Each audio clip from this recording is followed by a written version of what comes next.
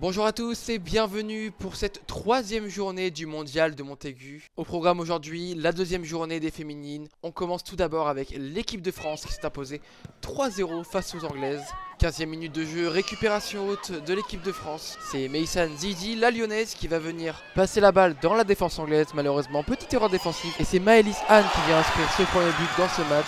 1-0 pour l'équipe de France à la 15e minute. La lyonnaise qui est venue mettre la pression sur la défense anglaise et qui inscrit son but du pied gauche sous la barre. Magnifiquement placé. Belle entame de match pour l'équipe de France qui se dirige vers sa deuxième victoire de la compétition.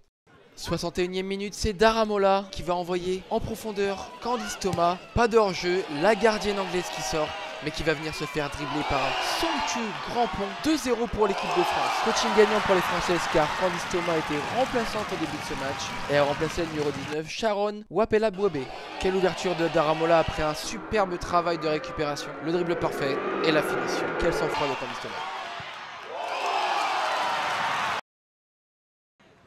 Et à 12 minutes de la fin, c'est un coup franc dans la moitié de terrain française qui va amener le troisième but. La française Léa Motika qui passe devant la joueuse et qui inscrit ce bijou sous la barre.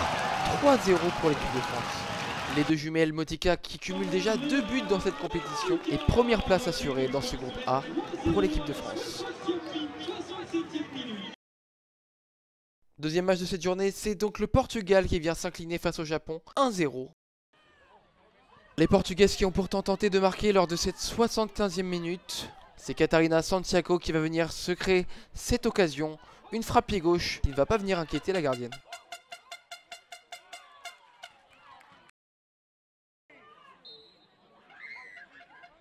Il aura fallu attendre la dernière minute de ce match pour voir les Japonaises inscrire le seul but de la rencontre. C'est Nanami Kurita qui va venir inscrire cette tête suite à un coup franc très bien tiré. La gardienne portugaise qui se détend, poteau et ça revient sur la buteuse. Les Japonaises qui décrochent donc leur première victoire in extremis.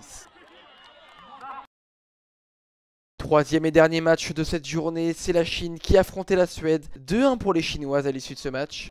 14e minute, première occasion franche pour les Chinoises avec cette faute de la gardienne en dehors de la surface. Pas de carton, mais ça fait un très beau coup franc. C'est donc la joueuse Jiani Chen qui va s'en occuper et qui va venir trouer le mur et marquer ce premier but. L'ouverture du score très tôt dans ce match par les Chinoises. Alors qu'on revoit, oui, le mur a bien sauté, mais il s'est ouvert et la gardienne se détend mais ne peut rien faire. En deuxième mi-temps, les Chinoises vont dominer leur adversaire et inscrire leur deuxième but à l'issue d'une superbe action collective. Et c'est même Jiani Chen qui va doubler la mise, doubler son compteur. 2-0 pour les Chinoises.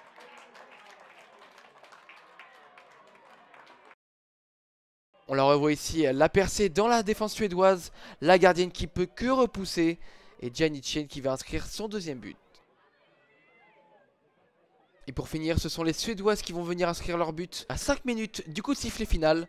Récupération après un petit cafouillage entre les joueuses chinoises. Et c'est Fanny Peterson qui va redonner espoir à la sélection suédoise avec ce pétard sous la barre. Ça fait 2-1. C'est sans doute pour l'instant l'un des plus beaux buts de la compétition. Mais on en restera là entre la Chine et la Suède. Dans le groupe A, la France prend la tête avec 6 points grâce à 2 belles performances. Le Japon suit de près avec 4 points, tandis que l'Angleterre comptabilise 1 point. De l'autre côté, la Chine et le Mexique dominent avec une égalité parfaite à 6 points chacun. On rappelle que ces deux nations s'affronteront lors de la dernière journée dans un match décisif pour la première place.